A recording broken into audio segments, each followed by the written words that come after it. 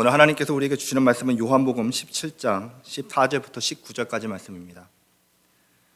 신약성경 요한복음 17장 14절부터 19절까지 말씀을 함께 교독으로 봉독하시겠습니다. 하나님 말씀입니다. 내가 아버지의 말씀을 그들에게 주었사오매 세상이 그들을 미워하였사오니 이는 내가 세상에 속하지 아니함 같이 그들도 세상에 속하지 아니함으로 인함이니이다. 내가 비옵는 것은 그들을 세상에서 데려가시기를 위함이 아니요 다만 악에 빠지지 않게 보존하시기를 위함이니이다. 내가 세상에 속하지 아니함 같이 그들도 세상에 속하지 아니하였사옵나이다. 진리로 거룩하게 하옵소서. 아버지의 말씀은 진리이니이다. 아버지께서 나를 세상에 보내신 것 같이 나도 그들을 세상에 보내었고 또 그들을 위하여 내가 나를 거룩하게 하오니 이는 그들도 진리로 거룩함을 얻게 하려 함이니이다. 아멘. 여러분들, 이 세상에는 존재하지 않는 것, 존재할 수 없는 것들이 있습니다. 아직 존재하지 않는 것들 중에는 앞으로 존재할 것들도 분명히 있죠. 하늘을 자연스럽게 나르는 자동차라든지 아니면 인공 AI를 장착한 로봇들이라든지 존재할 수 있습니다. 가능성이 있는 거죠. 하지만 아무리 시간이 흐른다고 해도 절대로 존재할 수 없는 것들이 있는데요. 파란색이 나는 빨강색은 있을 수가 없습니다. 그렇죠. 90도로 꺾여 있는 직선은 나올 수가 없습니다. 그 자체가 직선이 아니기 때문이죠. 네모난 삼각형 혹시 만들 수 있을 것 같습니까, 여러분? 네모난 삼각형. 이런 것들을 철학에서는 모순이라고 하는데요. 하지만 일상생활에서 사람이 모순되다고 할 때는, 우리가 누가 모순된다라고 할 때는 위선적인 사람을 말합니다. 사람의 말하는 것과 행동하는 것이 다르거나 마음에 가지고 있는 신념대로 살아가지 않고 그냥 상황에 반응만 하면서 살아가는 모습을 보일 때 우리는 그런 사람들을 모순되다, 위선적이다 이렇게 얘기합니다. 하지만 제가 말씀드린 것처럼 말장난으로는 이 모순이라는 것이 존재할 수 있지만은 실제로는 모순이 존재할 수가 없습니다. 꼭지점도 4개, 변도 4개, 각도 4개인 삼각형이 존재할 수 없는 것은 존재하는 것은 절대로 불가능합니다. 가끔 보면은 그런 사람들이 있죠. 절대는 없다라고 얘기하는 포스트 모던 철학자들이 있습니다.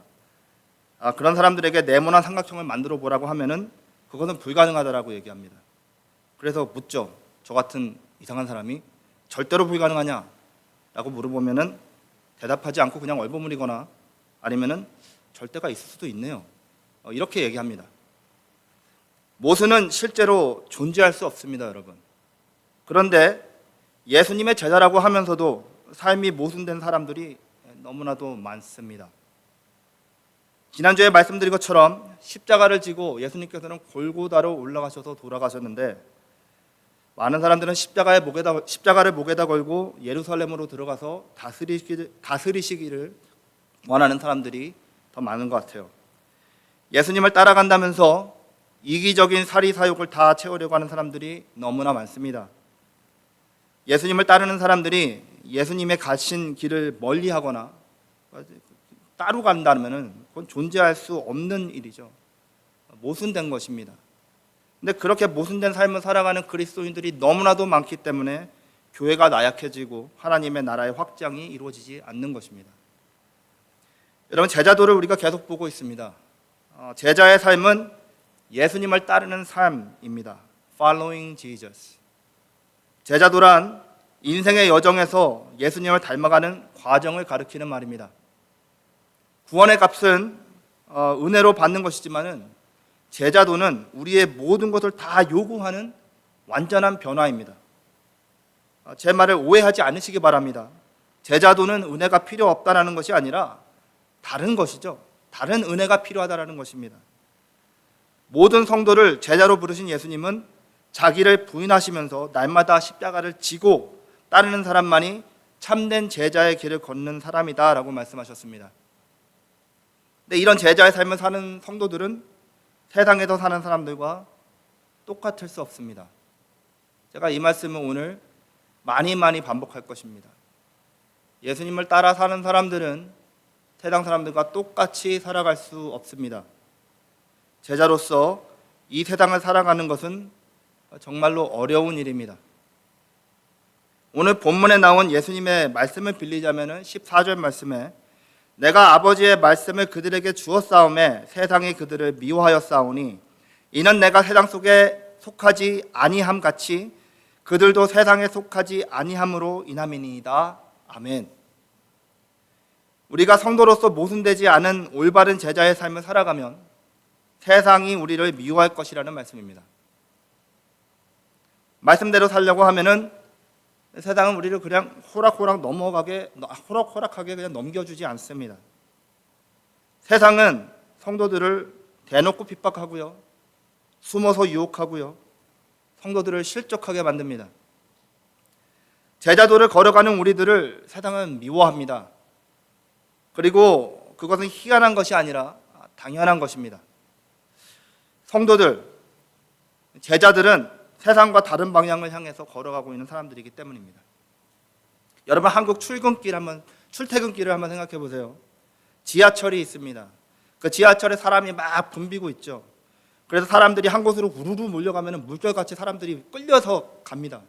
제가 옛날 기억인데요. 뭐 이렇게 드라마 같은 거 보면은 자기가 내릴 자리도 아닌데 사람들이 우르르 내리니까 딸려서 내리고 막 그런 사람들도 있잖아요. 그런데 그런 상황에서 반대로 헤집어 나가려고 하는 사람이 있다고 생각해 보십시오. 사람들이 그 사람을 보면서 엄청나게 투덜댈 것입니다. 저 사람은 왜 저러나. 싸움을 걸어오는 사람들도 있을 것입니다. 여러분, 단순히 가는 방향이 달라도 이렇게 미워하는데 인생의 방향이 자신과 완전히 반대인 사람을 생각해 보십시오. 그리고 우리를 그 사람들이 헤집고 지나간다고 생각해 보십시오. 미움받는 것은 당연한 것이죠. 이 세상을 살아가면서 전혀 불편함 없이 사람들과 잘 섞여서 살아가는 사람들은, 그런 제자들은 오늘 예수님의 말씀을 통해서 본다면 모순적인 사람들입니다. 세상 살아가는 것이 우리에게도 어딘가는 불편해야 하고 세상도 우리 때문에 어느 정도 불편해야 된다라는 것입니다. 여러분들 주위에 있는 사람들이 여러분들 때문에 불편합니까? 아니면 너무나도 편하게 살고 계십니까? 지난주에 예수님을 따른다고 하는 사람들의 여러 모습들을 말씀드렸는데요. 그 중에 많은 현대인들이 나이스한 것이 예수님을 따르는 것이라고 생각하는 사람들이 많다라고 말씀드렸습니다. 많은 성도들이 다른 사람에게 불편함과 불쾌함을 주지 않는 것과 예수님을 따르는 것이 같은 것이라고 생각하며 살기 때문에 누군가를 어펜드 한다는 것을 되게 두려워합니다. 하지만 바른 성도의 삶은 어떻게 하든지 세상에게 미움을 받을 수밖에 없습니다. 우리가 나이스하지 않기 때문에 미움을 받는 것이 아니라 아무리 노력을 해도 우리가 살아가는 제자의 삶이 그들에게 미움을 받게 하는 것입니다. 제자로서 나이스한 모습이지만 세상 사람들은 받아들일 수 없는 모습들이 있어요. 예수님 믿는 사람으로서 너무나도 당연하고 너무나도 그게 상대방에게 나이스하게 하는 건데, 카인드하게 하는 건데 사람들은 그거를 그렇게 카인드하게 받아들이지 못하는 것들이 있다니까요, 여러분. 여러분, 제자로서 믿지 않는 세상을 향해서 가장 나이스하게 할 수 있는 것이 무엇입니까? 전도입니다. 전도. 예수님 믿으라고 복음 전파하는 것입니다. 그런데 그들이 제일 싫어하는 것이 바로 전도입니다. 그냥 나이스하게만 하는 거죠. 예수님 얘기하지 말고. 그렇다고 그들의 삶에 간섭하지 않는 나이스한 사람이 되려고 예수님을 전하지 않는다면, 그들의 영혼이 어떻게 되는지 뻔히 알면서 복음을 전하지 않는다면 그 사람이 어떻게 십자가에서 영생을 주시려고 죽으신 예수님의 제자라고 할 수 있겠습니까? 예수님은 영생을 주시려고 십자가에 돌아가셨는데 제자들은 거기에 대해 말이 없어요. 그게 나이스한 겁니까? 그렇기 때문에 세상의 눈에 나이스한 것이 예수님을 따르는 사람의 확실한 증거라고 할 수 없는 것입니다. 우리는 세상과 똑같을 수 없기 때문입니다.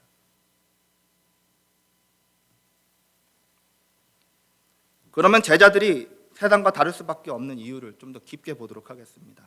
본문에서 예수님은 세상과 예수님의 제자들이 다를 수밖에 없는 이유 두 가지를 주십니다. 첫 번째로 제자들은 종교가 아닌 예수님을 따르기 때문에 세상과 같이 갈 수가 없습니다. 종교가 아니라 예수님을 따르기 때문에. 두 번째로 하나님의 말씀이 제자들을 세상과 완전히 다른 길로 인도하기 때문에 같이 갈 수가 없는 것입니다. 먼저 첫 번째를 보겠습니다. 세상에는 여러분 수많은 종교들이 있습니다.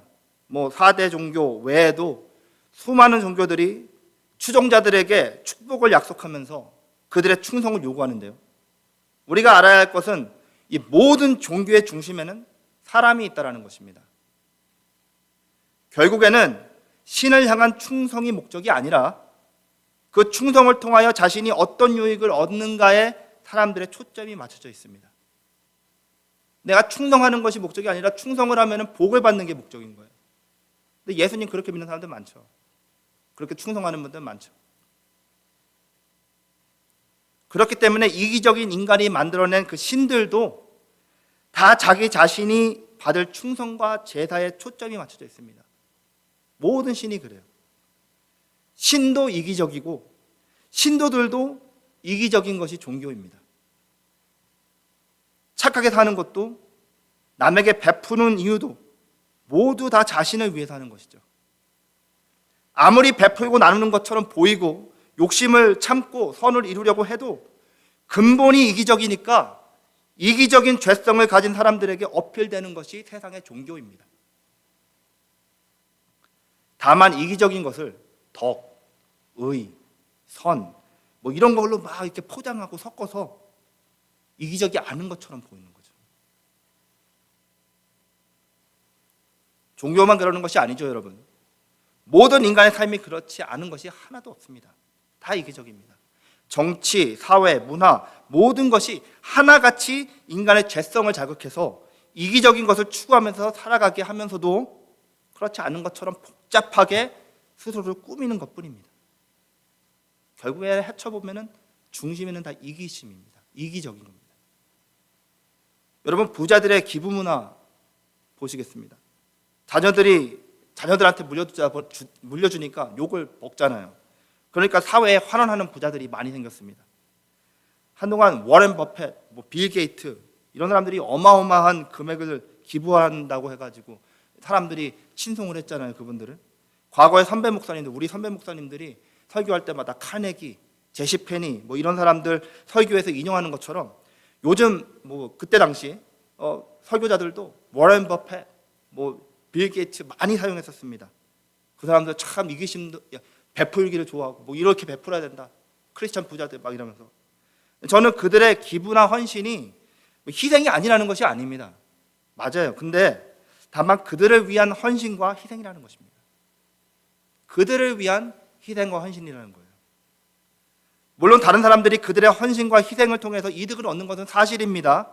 그렇지만 그들의 나누는 헌신과 희생의 궁극적인 이유는 사회에 이익을 준다는 자기의 만족인 것입니다. 사회에 이익을 준다는 자기 만족인 거예요. 여러분 만약 그들이 자신이 기부하는 그 기부를 통해서 삶에서 고통받고 고난받고 자기 만족이 하나도 없다라고 생각해 보십시오. 그 사람들이 그거 계속 하겠습니까? 안 할 거예요. 한마디로 우리는 이기적인 세상에 살아가고 있습니다. 그런데 우리는 그런 세상과 똑같을 수 없는 사람들입니다. 왜냐하면 우리는 종교를 따르는 것이 아니라 문화를 따르는 사람들이 아니라 예수님을 따르기 때문입니다. 우리는 기독교라는 종교를 맹목적으로 따르는 광신도들이 아닙니다. 세상이 우리를 편리하게 부류하기 위해서 기독교라는 종교의 카테고리 안에 집어넣어 놓았지만 우리는 기독교의 신념을 따르는 사람들이 아니라 예수님을 따르는 사람들입니다.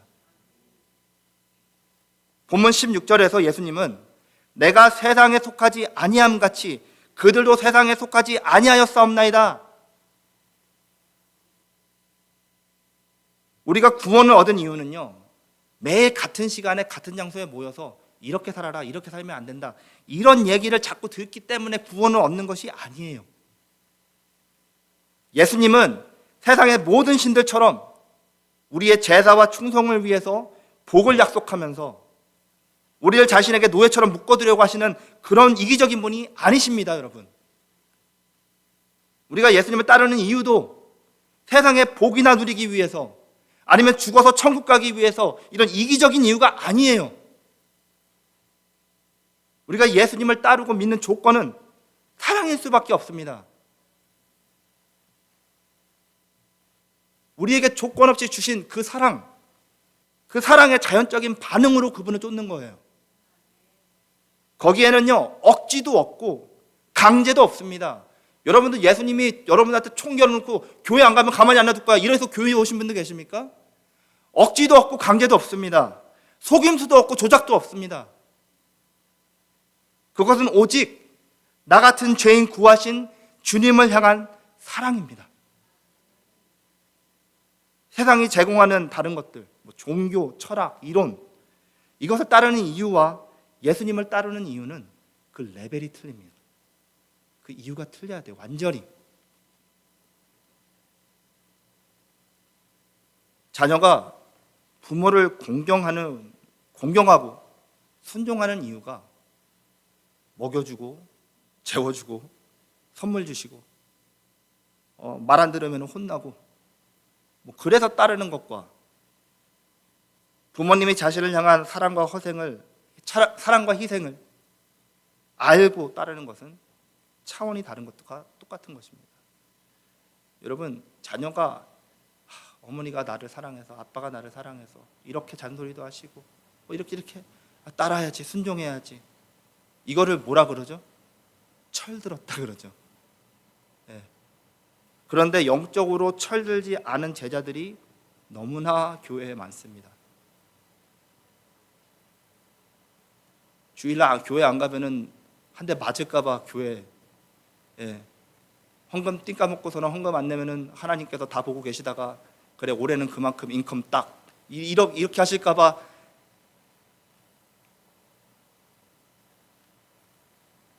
제자로서 예수님을 쫓는 마음에 이기적인 이유는 필요하지 않습니다. 오직 사랑으로 답하는 희생과 헌신만이 있을 뿐입니다. 예수님의 제자들은 종교나 교회나 목사를 추종하는 사람들이 아니라 예수님을 따르기 때문에 세상과 똑같을 수 없는 사람들입니다. 세상은 모두 이기적인 이유로 이기적인 결정을 내리고 이기적인 결과물을 바라면서 살아갑니다. 하지만 예수님의 제자들은 아무것도 바라지 않고 희생과 헌신을 먼저 보여주신 예수님을 따르는 사람들이기 때문에 우리는 세상과 똑같을 수가 없습니다. 현대는 종교자원주의다라고 얘기하죠, 많은 사람들이.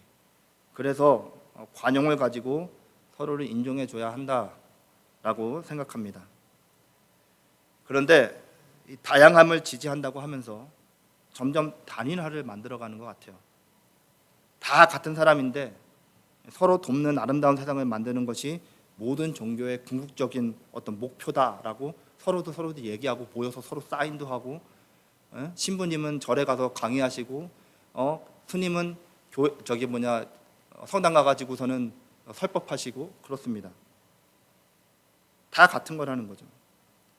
세상의 종교를 같은 산의 정상을 올라가는 서로 다른 길이다라고 공동 성명을 냅니다. 다 결국에는요, 이기적인 중심을 가지고 있기 때문에 서로 대화가 통하는 것입니다. 그러나 예수님을 따르는 것은요, 다른 세상의 모든 길을 부인하는 것입니다. 예수님이 틀리면 다른 것들이 다 맞아요. 예수님이 옳으시잖아요. 다른 것이 다 틀린 것입니다. 예수님을 따르는 것은 다른 모든 세상의 것들을 부인하는 길입니다. 다른 길 정도가 아니라 여러분 완전히 다른 산꼭대기로 올라가고 있는 거예요. 우리는 다른 모든 예수님 안 믿는 사람들이 저기 뒷동산 올라갈 때 우리는 마운트 레이니어를 올라가고 있는 것입니다. 그러므로 진정으로 예수님을 따르고 있다면 우리는 똑같아서는 안 되는 것입니다. 다음으로 하나님의 말씀이 우리를 세상과 다른 방향으로 이끌어가기 때문에 우리는 똑같을 수가 없습니다. 17절 말씀을 읽겠습니다. 다 같이 읽어보시겠습니다. 그들을 진리로 거룩하게 하옵소서. 아버지의 말씀은 진리이니이다. 아멘. 여기서 진리가 거룩하게 할 것인데 그 진리가 바로 하나님의 말씀이다 라고 선포하셨습니다. 먼저 거룩이라는 단어로 번역된 이 헬라어 하기오스는요, 나뉘다, 다르다는 의미를 가지고 있는 단어인데요, 결국에 예수님께서는 진리가 우리를 세상과 나뉘고 세상과 다르게 한다라고 말씀해주고 있는 것입니다. 물론 살아있는 진리, 로고스이신 예수님을 따르는 것이 우리를 세상과 다르게 합니다.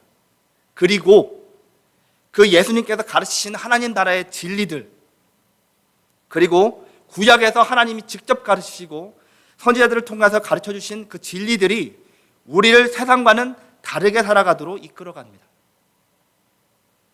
제가 신학교를 다니던 시절에 한동안 기독교 윤리학에 푹 빠졌던 적이 있었습니다. 교과서도 아닌데 두꺼운 책들을 제가 사가지고 그냥 직접 혼자 읽어보고요, 전공 과목도 아닌데 제 전공도 아닌데 그 전공 과목도 듣는 사람들하고 같이 들으면서 많은 도전을 받았습니다. 성경을 믿는 성도들이 가지고 있는 이 세상의 어떤 이 책임들, 예수님을 믿는 사람들로서 이 책임들을 공부하면서 참 많은 생각을 했었습니다. 여러분, 성경을 믿는다고 하는 내가, 또 교회의 성도들이 성경적으로 비윤리적인 삶을 살아가면서 그런지조차 모르고 있는 경우가 너무나도 많다는 것을 제가 스스로 깨닫고 제 스스로가 또 굉장히 많이 회개를 했습니다. 하나님의 말씀과 예수님의 가르침은요, 우리가 어떤 삶을 살아가야 하는지를 어떤 그림을 그려줍니다. 그리고 그러한 삶을 살기 위해서는 우리에게 책임이 뒤따른다라고 얘기해 줍니다.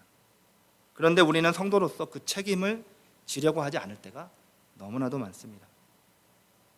쉽게 말해서 말씀대로 살지 않고 그냥 물에 물 탄 듯 이 세상을 살아갈 때가 너무나도 많다라는 것입니다. 예수님께서 제시하신 하나님 나라 백성들의 삶을 만약에 성도들이 살아간다면, 우리가 살아간다면, 그렇다면 분명히 제자들과 교회들은 지금보다 더 많은 세상으로부터의 미움과 부러움을 받을 것입니다. 여러분들, 사도행전 17장 6절 말씀에 사도 바울과 선교팀이 데살로니가 동네에 들어가서 복음을 전하는데 사람들이 와서 그들을 고소합니다. 그러면서 뭐라고 그들을 부르는지 아세요? 이렇게 부릅니다. 천하를 어지럽게 하는 자들이다. 이 사람들은 천하를 어지럽게 하는 자들이다. 왜 그들이 가는 곳에는 이렇게 어지러움이 일어났을까요? 그것은요, 거짓이 만연한 세상에 진리가 선포되고 그 진리로 살아가는 사람들이 생겨났기 때문입니다.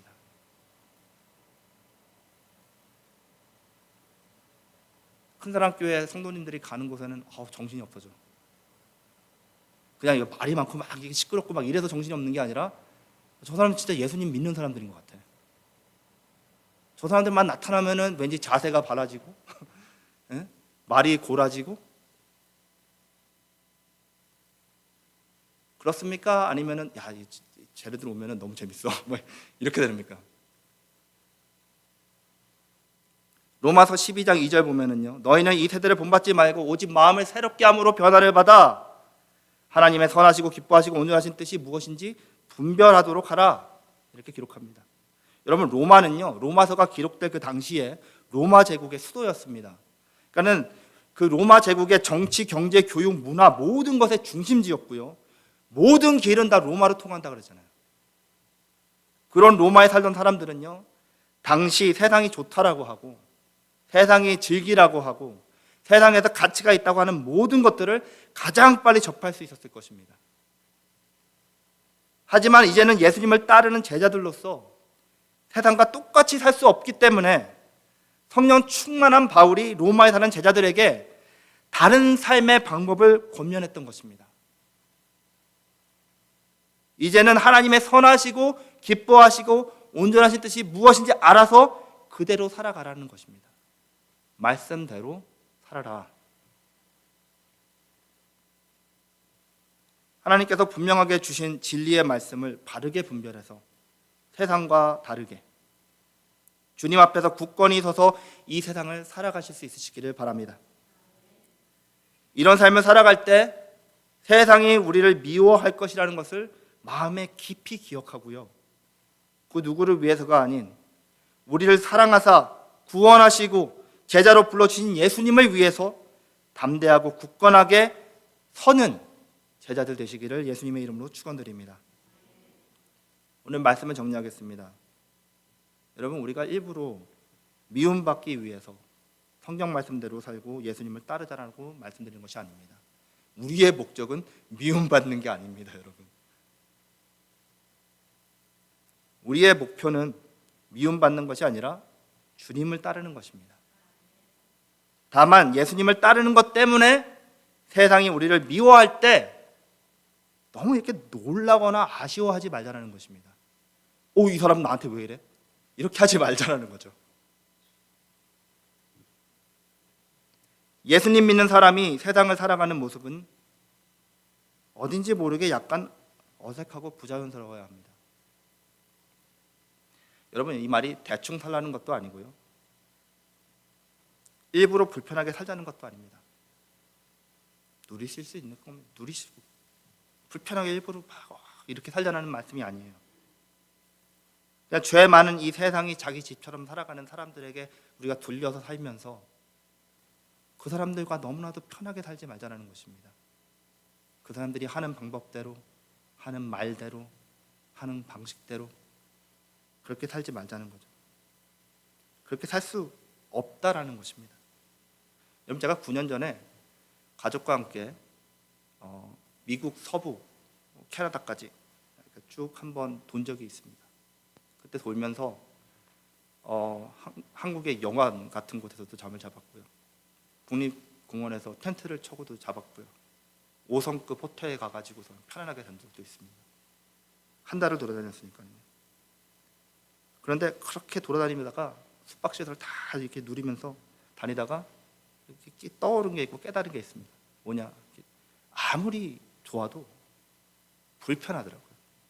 어느 정도 시간이 지나니까 불편하더라고요. 우리가 세상에서 살아가는 모습이 그래야 합니다. 세상의 방법들과 세상의 가치들과 세상의 우선순위가 아버지 양복 뺏어 입고 나온 10대 청소년처럼 어딘가 모르게 자신도 불편하고 옆에 있는 사람들도 불편해야 돼요. 여러분, 너무 편하게 살려고 노력하지 말죠, 우리.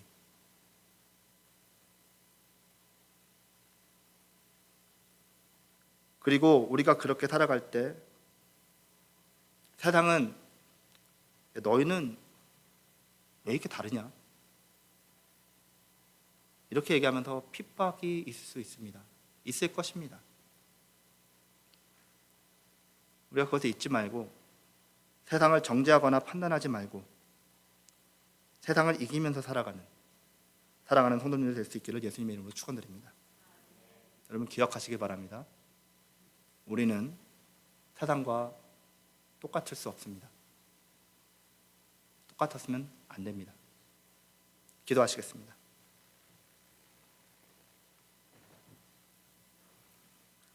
우리 이 시간 아버지 하나님 앞에 기도할 때 하나님,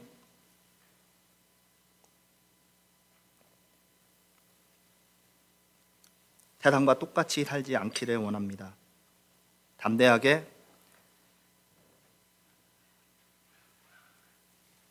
흐르는 물을 거슬러 올라가는 그런 물고기가, 살아있는 물고기들처럼 우리가 살아있는 생명이 이 세상의 탕류에 흘려서 그냥 흡들려 넘어가는 것이 아니라 살아서 우리 한 해가는 밝은 길 보여주시는 그 성령님을 쫓아 아버지의 승리하며 살아갈 수 있는 저희들 될 수 있게 하여 주시옵소서. 불편한 삶이 우리에게 승리를 준다면 그 불편한 삶을 선택해서 나아가는, 불편함을 피해서 살려고 하는 것이 아니라 불편함을 선택해서 나아가는 주님의 제자들 될 수 있게 해달라고 이 시간 주님 앞에 간절히 기도하는 시간을 갖겠습니다. 다 같이 기도하시겠습니다. 사랑과 은혜의 주님, 진심으로 감사드립니다. 우리를 제자 삼아주시고 이 세상과 똑같을 수 없음을 가르쳐주신 우리 주님 옆에 감사와 영광을 올려드립니다. 아버지 하나님이시여, 세상과 같이 살지 않게 하여 주시옵소서. 더불어 살아가는 우리들이 아니라 아버지 하나님 거슬려 살아가는 우리들이 될 수 있게 하여 주시옵소서. 설사 그것들이 아버지 하나님이 우리에게 핍박이 오고 우리가 어려움을 당한다 할지라도 아버지 하나님 제자의 삶을 포기하지 않고 믿음으로 살아갈 때에 아버지 하나님 영광나라 계신 임금 우리 구주 예수께서 우리를 반겨주는 그날을 기대하며 바라보며 아버지 하나님이시여 충성스럽게 아버지 하나님 고통을 감내하고 아버지 어려움을 감내하며 나아갈 수 있는 아버지 하나님 주님의 제자들 되는 우리 교회 성도님 될 수 있도록 아버지 은혜 베풀어 주시고 함께하여 주시옵소서. 살아계신 주님, 우리의 힘과 능으로는 할 수 없습니다. 아버지 오직 성령의 충만함으로 우리를 이끌어 주시고 아버지 하나님 우리를 아버지 인도하여 주시옵소서. 그래야 아버지 하나님이시여 주의 이름을 높여드리며 잠시 살아가는 이 세상에 아버지 미련 두지 아니하고 영원한 것을 바라보며 아버지 하나님이시여 충성스럽게 살아가는 주의 제자들 될 수 있도록 아버지 하나님 은혜 베풀어 주시고 주여 역사하여 주시옵소서. 간절히 바라고 기도합니다.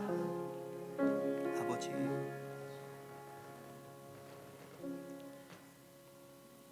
사랑과 은혜의 주님, 진심으로 감사드립니다.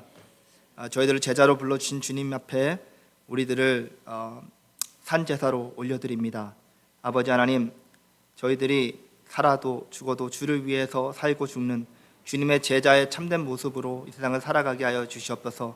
세상과 똑같이 살아가지 않도록 아버지 하나님이시여 은혜 베풀어 주시옵소서. 은혜를 아는 자처럼 이 세상을 살아갈 수 있도록 주님을 사랑하는 그 사랑으로 이 세상을 사랑하도록 주님께서 역사하여 주시옵소서. 감사드리며 예수님의 이름으로 기도드렸습니다. 아멘.